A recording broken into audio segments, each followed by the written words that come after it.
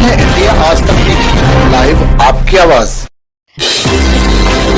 मैं हूं आपका साथी सोहन सेन और आप देख रहे हैं इंडिया आज तक। आज हम कोटा राजस्थान आए हुए हैं, देख सकते हैं यूआईटी ऑडिटोरियम में, और कुछ ही पलों में हैं अभी जो लोकसभा स्पीकर है ओम बिरला और केंद्रीय जो रेल मंत्री अश्विनी कुमार जो वैष्णव है भारत सरकार, वो कुछ ही पलों में यहाँ पे जो एक कार्यक्रम में शरीक होने जो जगत गुरु रामानंदाचार्य जी महाराज है उनका 724वां प्रकटोत्सव है, उसमें शरीक होने वाले हैं। चलते हैं और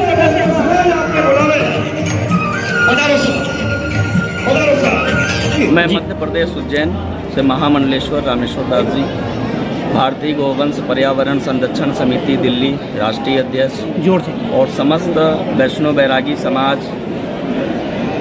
का एक दास अनुदास प्रतिनिधि हूँ। आदेश संपूर्ण देश के लिए आपका क्या संदेश है?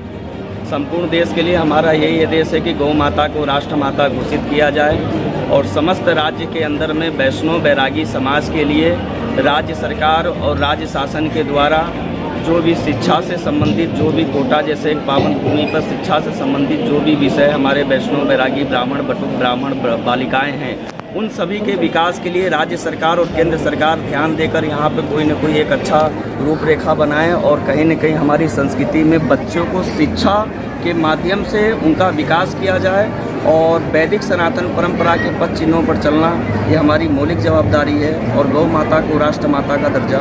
आज आप जगत गुरु रामानंदाचार्य जी के प्रकटोत्सव महोत्सव में आए हुए हैं जी, क्या सेवा देने आए? देखिए, बहुत अहोभाग्य और धन्यवाद है कि मैं वैदिक सनातन परंपरा और मध्यकालीन भारत हिंदू धर्मोद्धारक आनंद भास्कर आनंद सिंहासनासीन श्रीमद जगत गुरु श्री स्वामी रामानंदाचार्य जी भगवान के कोटा संभाग के अंदर में कोटा क्षेत्र में आया हूँ। समस्त वैष्णव बैरागी कोटा संभाग एवं पूरे राजस्थान समस्त वैष्णव बैरागी समाज को मैं वैदिक सनातन परंपरा के पद चिन्हों पर चले, छूत मुक्त भारत बनाए और राम को भजे सो राम का होए और सामाजिक समरसता के साथ गौ माता को राष्ट्र माता रामानंदाचार्य स्वयं रामो रामानंदाचार्य स्वयं रामो जी।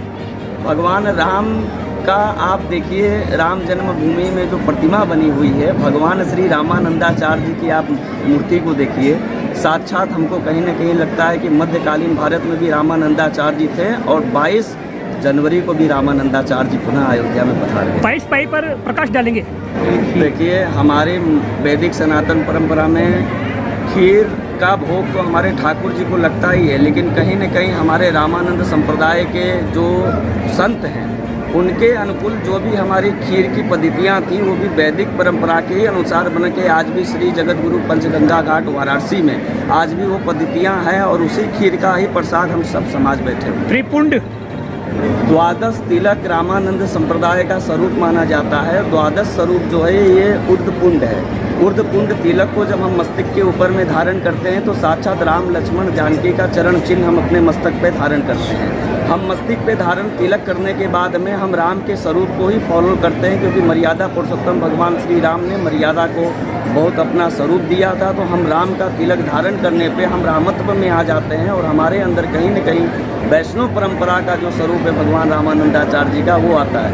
वैष्णव त्रिपुंड लगाने के बाद में ऊर्ध्वपुंड तिलक लगाने के बाद में वैष्णव जो संत होते हैं न वो झूठ बोलते हैं न वो किसी कल्पनीय कार्य में सहयोगी बनते हैं, क्योंकि वो वैदिक सनातन परंपरा के पद चिन्हों पर चलते हैं। हमारा प्रथम है ऊर्ध्वपुंड लगाने वाला जो वैष्णव संत होता है और ऊर्ध्वपुंड लगाने वाला जो मेरा वैष्णव समाज होता है, यमराज भी उन संतों के सानिध्य में आने से एक बार नहीं 10 बार सोचता है, क्योंकि हिंदू धर्मोद्धारक रामानंदाचार्य जी भगवान के आने वाली गांव की बेटियां जिनको एक सुरक्षित स्थान मिलेगा छात्रावास रहने का और जिस तरह की हमारी परंपराएं हैं, जिस आध्यात्मिक ज्ञान की परंपराएं हमारे समाज की है, उस आध्यात्मिक ज्ञान की परंपराओं और संस्कृति में वो यहाँ पढ़कर देश और प्रदेश में नेतृत्व करेगी। इस छात्रावास के शिलान्यास समारोह के लिए मैं आप सबको बहुत बहुत शुभकामनाएं देता हूँ, बधाई देता हूँ। जगत गुरु श्री रामानंदाचार्य जी ने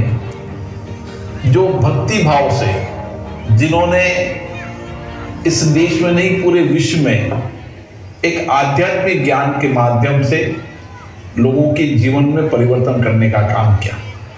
14वीं शताब्दी के अंदर जब भारत में आक्रमण हो रहे थे, हमारी सांस्कृतिक आध्यात्मिक पर आक्रमण हो रहे थे, उस समय उन्होंने भक्ति मार्ग से पूरी से लेकर दक्षिण से लेकर तमाम क्षेत्र के अंदर सांस्कृतिक हमारी आध्यात्मिक चेतना को जागृत किया। आज उसी वंश के आप लोग हैं। आपने भी देश के अंदर अलग अलग गांवों के अंदर भारत की आध्यात्मिक धार्मिक और संस्कृति को बचाने का काम किया। हमें पता है कि उस समय हमारी संस्कृति हमारे आध्यात्मिक धर्म पर आक्रमण हो रहे थे और उस समय गांव और शहर के अंदर इन मंदिरों को बचाने का आपने पुण्य काम किया, इन धार्मिक स्थानों को बचाने का आपने पुण्य किया और भारत की संस्कृति को आगे बढ़ाने के लिए लंबे समय काम किया। इसलिए समाज हमेशा समाज सेवा के लिए तैयार रहता है। आध्यात्मिक ज्ञान और संस्कृति का झंडा दुनिया और देश में पहुंचाने का काम करता है। गांव-गांव ढाणी में जहाँ एक परिवार भी देता है, वो परिवार सारे समाज को आध्यात्मिक, धार्मिक, सांस्कृतिक ज्ञान से और ज्ञान वर्धन देने का काम करते हैं। हम सब आज जगत गुरु श्री रामानंदाचार्य जी को प्रणाम करते हैं। मैं पुनः आप सबको बहुत बहुत धन्यवाद देता हूँ।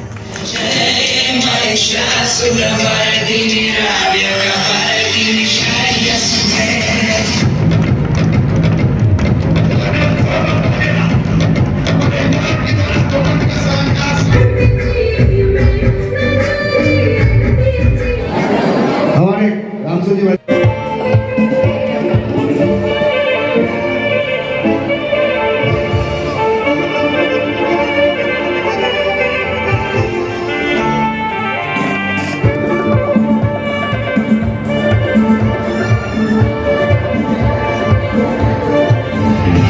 Thank you.